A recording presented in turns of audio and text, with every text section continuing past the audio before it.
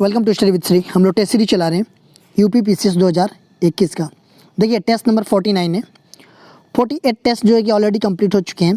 Playlist बना रखी है, आप लोग जाकर के वहाँ से देख सकते हैं।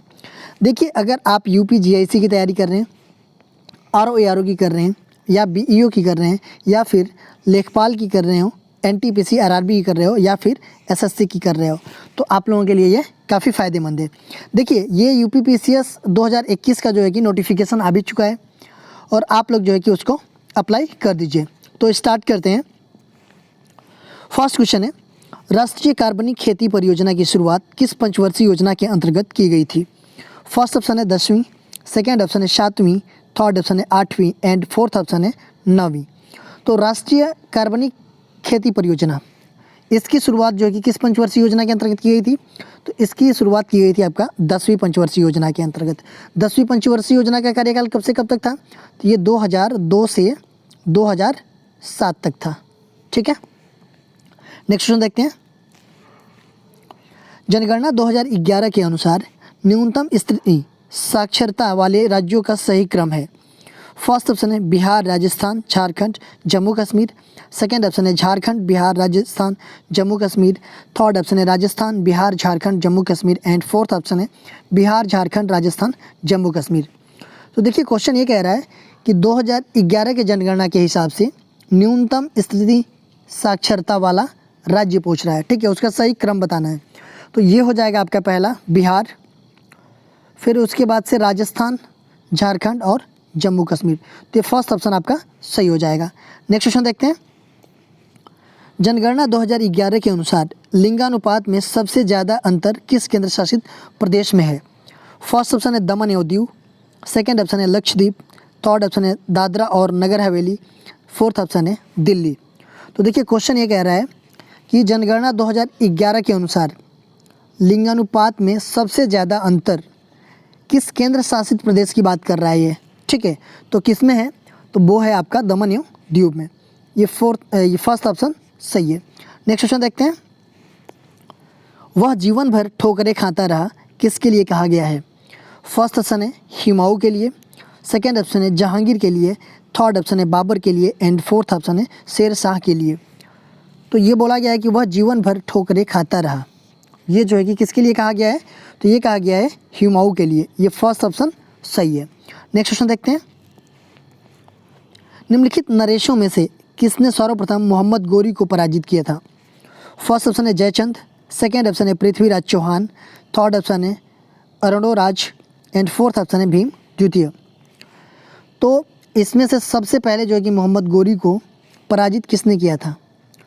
तो किसने किया था? तो वो भीम द्वितीय ने किया था। ये फोर्थ ऑप्शन सही है। देखिए ऐसा हुआ कि मोहम्मद गोरी को सर्वप्रथम जो है कि इन्होंने ही पराजित किया।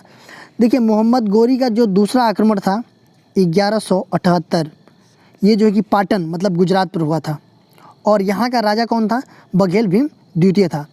उसने जो है कि मोहम्मद गोरी को बुरी तरह जो है कि परास्त किया और उसे देश से बाहर खदेड़ दिया। नेक्स्ट क्वेश्चन देखते हैं। महान जैन विद्वान हेमचंद्र किसकी सभा को अलंकृत करते थे?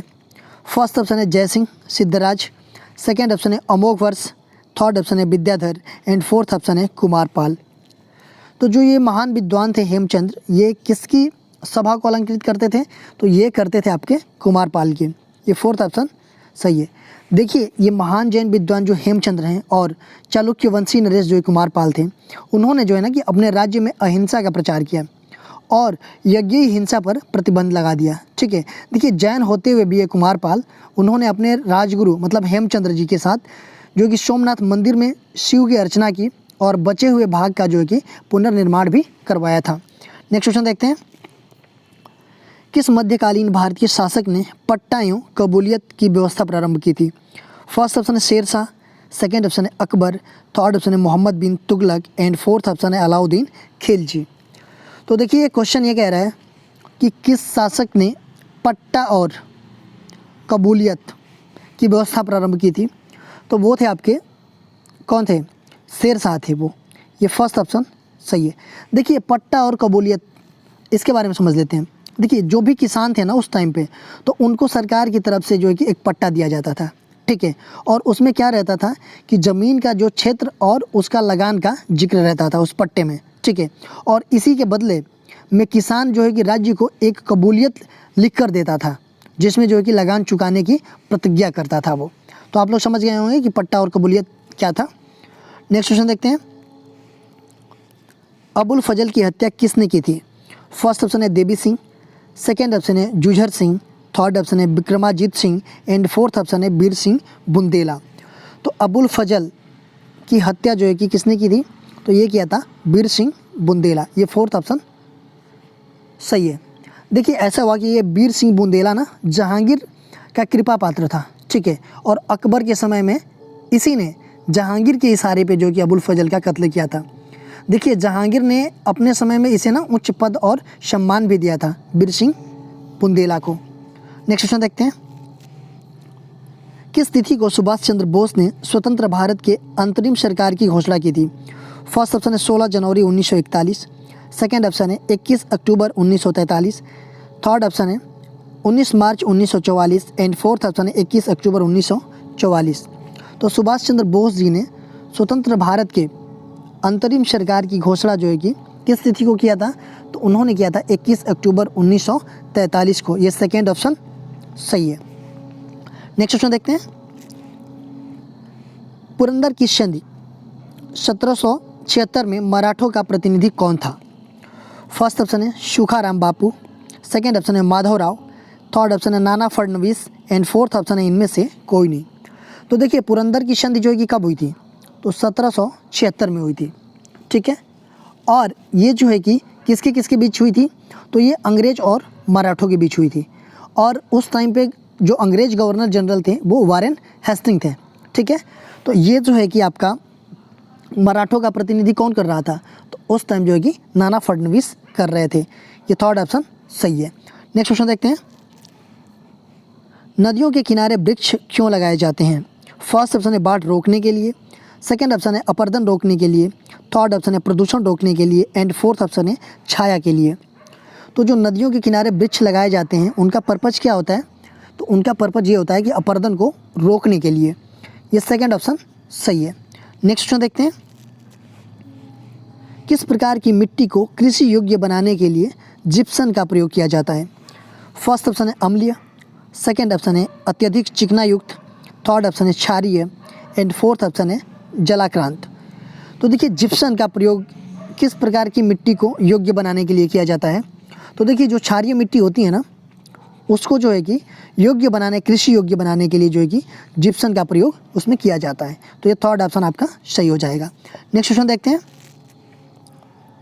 काफ़ी पौधे के किस भाग से प्राप्त की जाती है?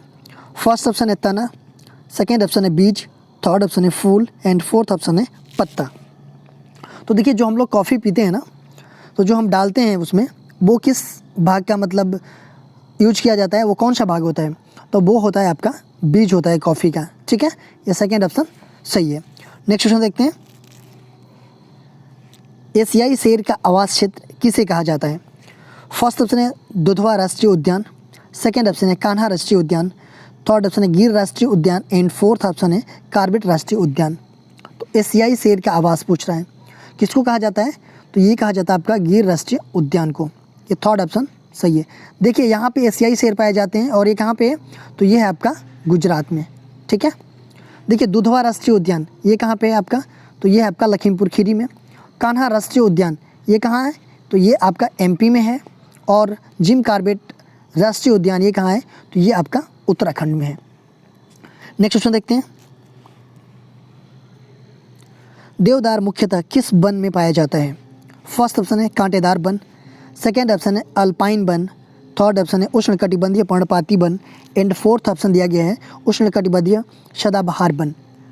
तो देवदार मुख्यतः जो कि किस वन में पाया जाता है? तो देवदार कहाँ पाया जाता है, किस वन में? तो ये अल्पाइन वन में पाया जाता है। ये सेकेंड ऑप्शन आपका सही हो जाएगा। नेक्स्ट क्वेश्चन देखते हैं, वुहान नामक प्रमुख औद्योगिक केंद्र किस देश में स्थित है? फर्स्ट ऑप्शन है चीन, सेकेंड ऑप्शन है जापान, थर्ड ऑप्शन है रूस एंड फोर्थ ऑप्शन है अमेरिका। तो वुहान तो आप लोगों को तो याद होगा ना, 2020 में तो काफ़ी फेमस रहा है। ये कहाँ पे किस मतलब देश का जो है कि ये प्रमुख औद्योगिक केंद्र है, तो ये है आपका चीन का। ठीक है, फर्स्ट ऑप्शन आपका सही हो जाएगा। नेक्स्ट क्वेश्चन देखते हैं। तापीय संकुचन सिद्धांत के प्रतिपादन करता थे। फर्स्ट ऑप्शन है होम्स, सेकेंड ऑप्शन है वेगनर, थर्ड ऑप्शन है डेली एंड फोर्थ ऑप्शन है जेफिज। तो तापीय संकुचन सिद्धांत के प्रतिपादन करता कौन थे, तो वो थे आपके जेफिन। ये फोर्थ ऑप्शन सही हो जाएगा। नेक्स्ट क्वेश्चन देखते हैं। गलत युग्म बताइए। फर्स्ट ऑप्शन है महावेली गंगा, कहाँ पे, श्रीलंका में। तौसा बांध, ये अफगानिस्तान में। थर्ड ऑप्शन है पुनाखा, भूटान में। एंड फोर्थ ऑप्शन है शिलहट, बांग्लादेश में। तो इसमें से आपका एक गलत है, वो बताना है। देखिए महावेली गंगा ये श्रीलंका में है, ठीक है। तौसा बांध ये आपका अफगानिस्तान में नहीं है, कहाँ पे, पाकिस्तान में है ये, ठीक है। पुनाखा जो है कि भूटान में है एंड शिलहट जो है कि बांग्लादेश में है। तो आपका ये गलत हो जाएगा, सेकेंड ऑप्शन। नेक्स्ट क्वेश्चन देखते हैं। ब्लैक फॉरेस्ट पर्वत की सही अवस्थिति क्या है। फर्स्ट ऑप्शन है केन्या, सेकेंड ऑप्शन है जर्मनी, थर्ड ऑप्शन है इटली एंड फोर्थ ऑप्शन है फिनलैंड। तो ब्लैक फॉरेस्ट पर्वत है, ये कहाँ पे स्थित है, तो ये जो है कि आपका स्थित है जर्मनी में। ये सेकेंड ऑप्शन सही हो जाएगा। देखिए ये क्वेश्चन जो है कि आप लोगों से कल पूछा गया था, कुफरी किस फसल की किस्म है। फर्स्ट ऑप्शन दिया गया था आलू, सेकेंड ऑप्शन दिया गया था शलजम, थर्ड ऑप्शन दिया गया था संतरा एंड फोर्थ ऑप्शन दिया गया था केला। तो कुफरी जो है कि कुफरी ये जो है कि किस फसल की किस्म है, तो ये है आपका आलू की किस्म है ये, ठीक है। आज का क्वेश्चन देख लेते हैं।